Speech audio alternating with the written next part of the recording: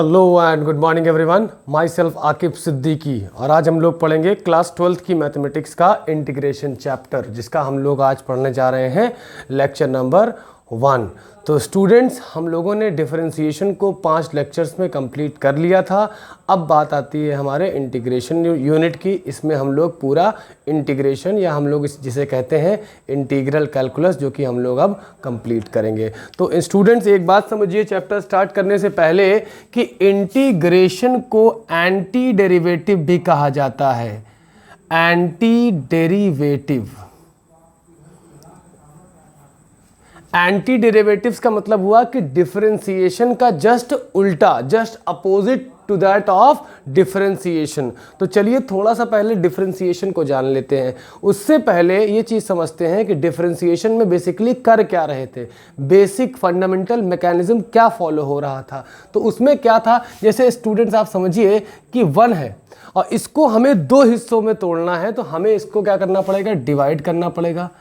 जैसे मान लीजिए यहाँ पे 8 है, इसको हमें 6 हिस्सों में 6 पार्ट्स में ब्रेक करना है। तो मतलब जितने पार्ट्स में ब्रेक करना होता है उनसे हम लोग क्या करते हैं, डिवाइड करते हैं। तो यहाँ से हम लोग एक कंक्लूजन निकाल सकते हैं कि डिफरेंशिएशन का मतलब होता है किसी भी फंक्शन को या किसी भी चीज़ को तोड़ना, मतलब breaking into infinitely small components.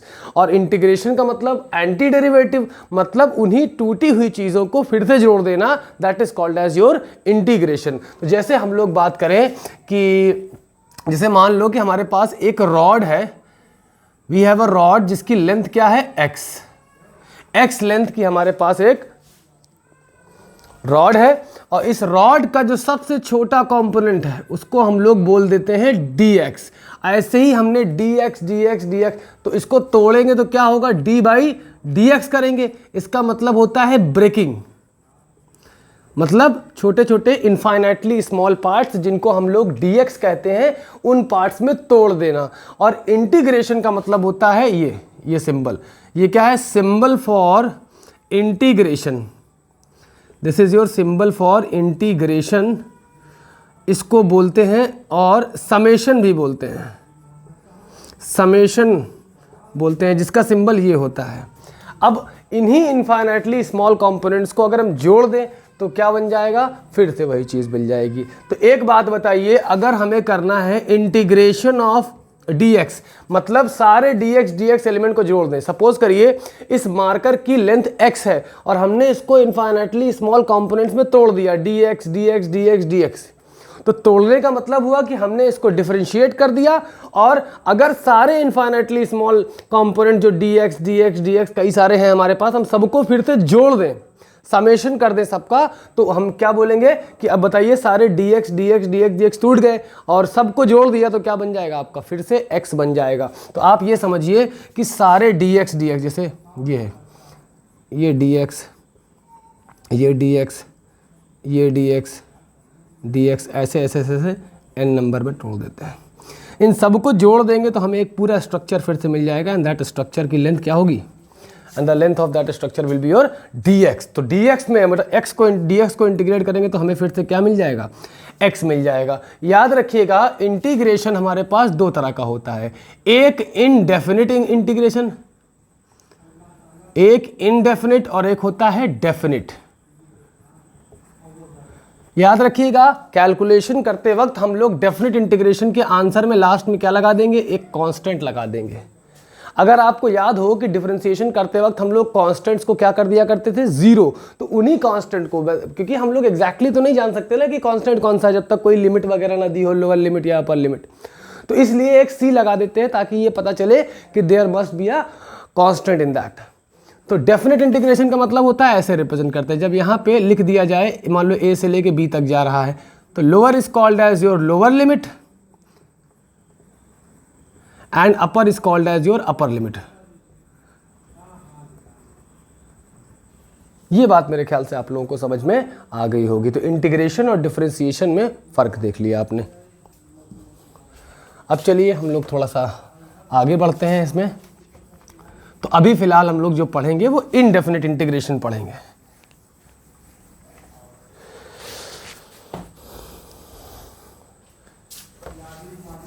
तो जैसे हम लोग एक तरफ लिखेंगे डिफरेंशिएशन के रूल्स, इधर लिखेंगे डिफरेंशिएशन, और इधर लिखेंगे हम लोग इंटीग्रेशन।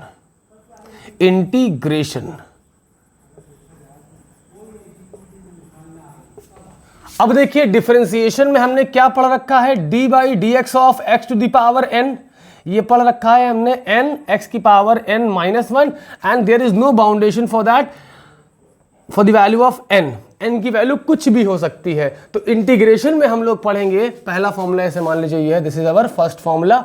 तो इंटीग्रेशन में क्या होगा कि integration of x to the power n dx would be your x to the power n plus one upon n plus one plus c, और यहाँ पे n should not be equal to minus one, minus one छोड़ के n की कोई भी value हो, this formula is applicable. अगर मान लो हमारा n माइनस वन होता है, इफ मान लो n is equal to minus one होता है, तो ये हो जाएगा x to the power minus one D X, तो ये आपका बन जाएगा one by X D X. तो इंटीग्रेट करने के लिए हमें ये याद करना पड़ेगा कि किस चीज का डिफरेंशिएशन हुआ करता था वन बाई एक्स, क्योंकि हमने किस चीज को तोड़ा था कि वन बाई एक्स आया है। तो मतलब क्या है कि वन बाई एक्स को जब जोड़ेंगे तो वही चीज मिल जाएगी। तो यहाँ पे आपको याद होगा कि D by D x of log x होता है आपका, यहाँ पे लॉग ऑफ मॉड एक्स। हो सकता है साथ में कोई कांस्टेंट रहा हो जिसको हमने डिफरेंशिएट करके जीरो कर दिया हो, तो यहाँ पे एक प्लस सी हम लोग लगा देंगे अपनी तरफ से। Now coming to the second formula, D by D x of sine X, D by D x of sine X हमारा क्या आ रहा था, कॉस एक्स। अगर हम यहाँ पे करें कि D by D x of sine x क्या होगा हमारा, तो ये आता है माइनस कॉस एक्स प्लस सी। एक बात याद रखिए, इंटीग्रेशन के आंसर को अगर आप डिफरेंशिएट करोगे तो वो क्या मिल जाएगा आपको, उसी का क्वेश्चन मिल जाएगा। यहाँ पे देखिए हमने गलत लिख दिया, यहाँ पे हमें लिखना चाहिए था integration of sine X D X. तो देखिए समझने वाली बात ये है कि साइन एक्स, तो साइन एक्स का माइनस कॉस एक्स क्यों हो रहा है, साइन एक्स को हम जोड़ रहे हैं, तो हमें क्या मिल रहा है, माइनस कॉस एक्स। तो ये माइनस कॉस एक्स को जब हम डिफरेंशिएट करेंगे तो याद करिए कॉस एक्स का डिफरेंशियल क्या होता है, minus sine x, minus already लगा है तो फिर से साइन एक्स मिल गया। मतलब जिस चीज को हमने जोड़ा तो क्या मिला, माइनस कॉस एक्स मिला। अब माइनस कॉस एक्स को फिर से तोड़ देंगे तो वापस मिल जाएगा, वही चीज यहां पे हो रही है। तीसरा पार्ट हम लोग इसका देखेंगे कि D by D x of cos x हमारा क्या हुआ करता था, माइनस साइन एक्स। और अगर यहां पे देखें तो integration of cos x D x हमारा क्या हुआ करता था, साइन एक्स प्लस सी। अब देख लीजिए साइन एक्स को आप डिफरेंशिएट करके कॉस एक्स मिल रहा है, ठीक। फिर हम लोग आते हैं फोर्थ वाले पे कि हमारा D by D x of tan X, तो इसका डिफरेंशियल क्या आता था, सेक स्क्वायर एक्स। और अगर हम कहें कि इंटीग्रेशन करें अगर सेक स्क्वायर एक्स का, देखिए समझने वाली बात यह है कि हमने tan x को तोड़ दिया है, ब्रेक कर दिया है इनफाइनाइटली स्मॉल कंपोनेंट में, तो हमें सेक स्क्वायर एक्स के इक्विवेलेंट मिला है ये। अब अगर हम सेक स्क्वायर एक्स को जोड़ दें, मतलब इंटीग्रेट कर दें, तो हमको वापस क्या मिलना चाहिए, tan x। दैट मीन्स कि integration of sec square X कितना मिल जाएगा, tan x, और हो सकता है कोई कांस्टेंट रहा हो जिसको हम लोग जीरो कर देते हैं, तो इसलिए एक c लगा देते हैं लास्ट में। फिर आता है पांचवा कि D by D x of cot X, तो ये मिलता था माइनस कोसेक स्क्वायर एक्स। तो अब हमने कॉट एक्स को ब्रेक किया, डिफरेंशिएशन मतलब क्या है, इनफाइनाइटली स्मॉल कंपोनेंट्स में ब्रेक कर देना। तो ब्रेक किया तो वो माइनस कोसेक स्क्वायर एक्स के इक्विवेलेंट आ गया। तो अगर माइनस कोसेक स्क्वायर एक्स को फिर से जोड़ दें, मतलब इंटीग्रेट कर दें, तो हमको वापस वही कॉट एक्स मिल जाना चाहिए। तो यहां पे हम लोग देखेंगे कि integration of cosec square x D x, ये हमारा मिलता है minus cot x, minus of cot x plus c. फिर हमारा आता है 6-1 कि D by D x of आपका मिल रहा था सेक एक्स, तो सेक एक्स का क्या आता था, सेक एक्स टैन एक्स। तो यहां पे अगर हम इंटीग्रेट करेंगे तो हमें मिलेगा integration of sec X tan X, तो ये क्या मिल जाएगा हमको, यहां पे मिल जाएगा सेक एक्स, तो सेक एक्स प्लस सी। गौर से समझिए, सेक एक्स को हमने तोड़ा तो सेक एक्स टैन एक्स मिला, उसी को फिर तो जोड़ दिया, मतलब इंटीग्रेट कर दिया, तो वापस से हमें सेक एक्स मिल गया प्लस सी, क्योंकि हम कांस्टेंट्स को जीरो कर दिया करते थे। इतना आप लोग फिलहाल नोट करें, फिर हम लोग आगे बढ़ते हैं।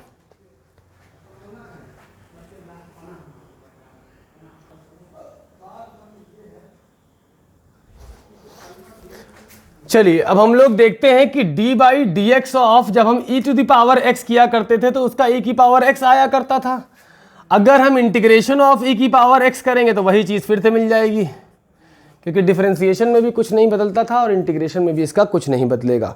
ठीक है, अब जैसे हम लोग कहें कि d by D x of a कोई कांस्टेंट हो सकता है, a to the power x कितना आता था, a to the power x log of a, तो यहां पे क्या मिलेगा, integration of a to the power x dx कितना मिल जाएगा, a to the power x upon log a plus c। हम लोग करते थे d by D x of log x, तो ये होता था 1/x। अब इसी का उल्टा सोचो कि log x को तोड़ा तो 1/x मिला, 1/x को फिर से जोड़ देंगे तो क्या मिल जाएगा, log x मिल जाएगा।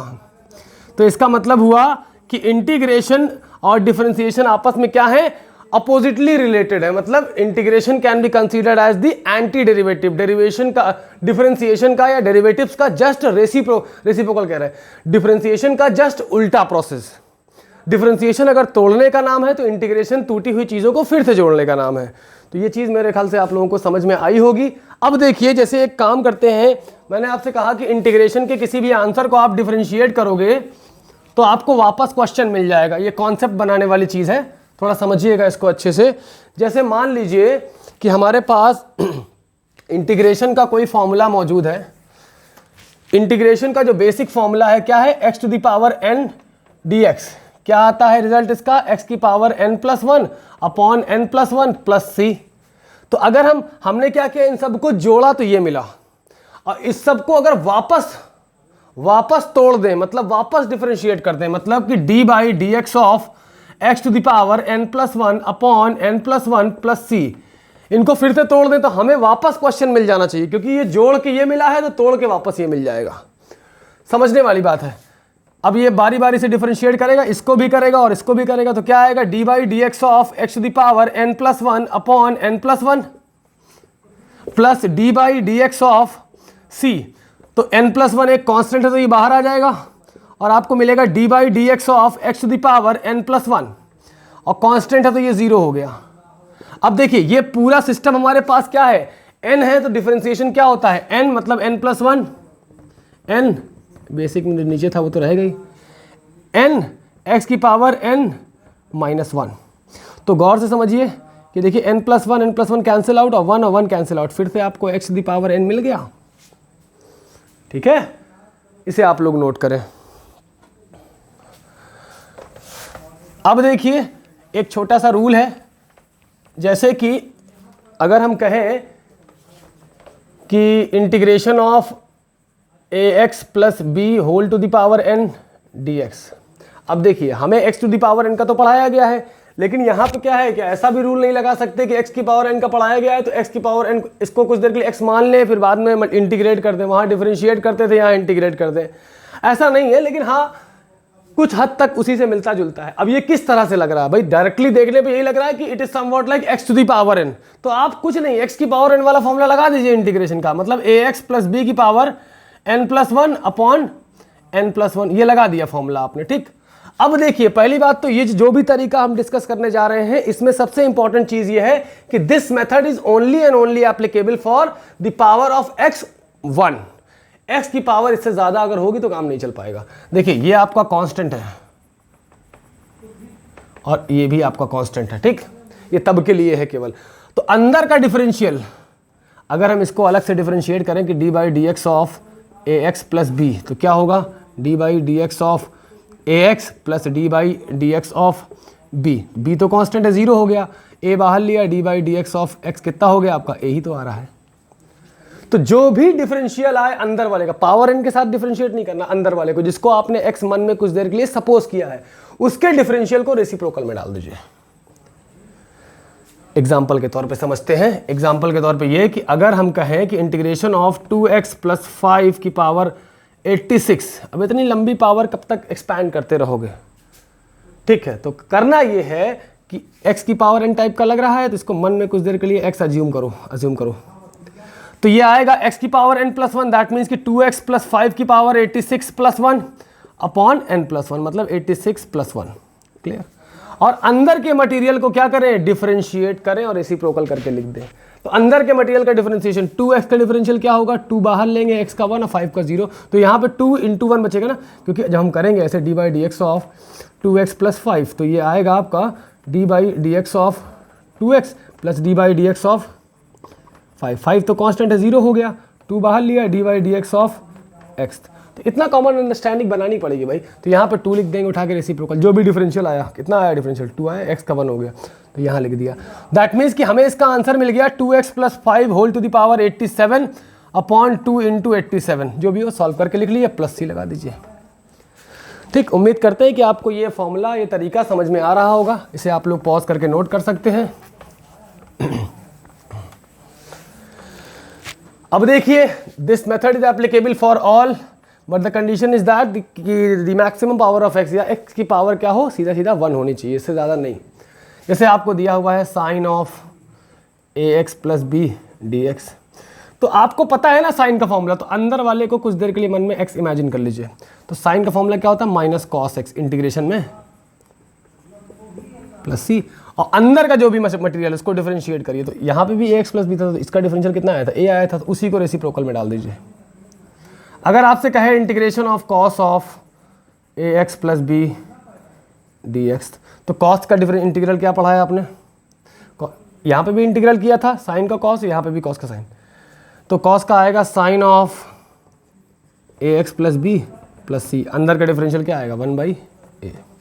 अगर आपसे पूछे sec स्क्वायर ax + b, तो sec स्क्वायर x का इंटीग्रल tan x होता है, तो tan x कर दो, लेकिन अंदर का फंक्शन नहीं चेंज करना, जो उसमें है वो है, और अंदर का डिफरेंशियल रेसिप्रोकल करके डाल दो।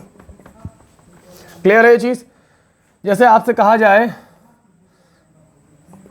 कोसेक स्क्वायर ax + b, तो -cot ऑफ ax + b और 1/a कर दो, अंदर के डिफरेंशियल को डिफरेंशिएट करके नीचे रेसिप्रोकल कर दो, रेसिप्रोकल करके रख दो।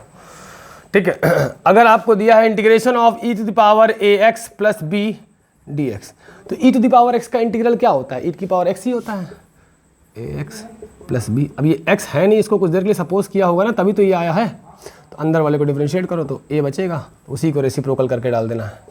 ओके, तो फिलहाल आप लोग इतना नोट करें, फिर हम लोग मिलते हैं इंटीग्रेशन के लेक्चर नंबर 2 में, जिसमें हम लोग बहुत सारे इंपॉर्टेंट क्वेश्चंस करेंगे और बहुत सारे ट्रिग्नोमेट्री के पुराने फॉर्मूला जो कि इंटीग्रेशन में यूज़ होते हैं उन्हें लिख के समझेंगे। ठीक है, थैंक यू।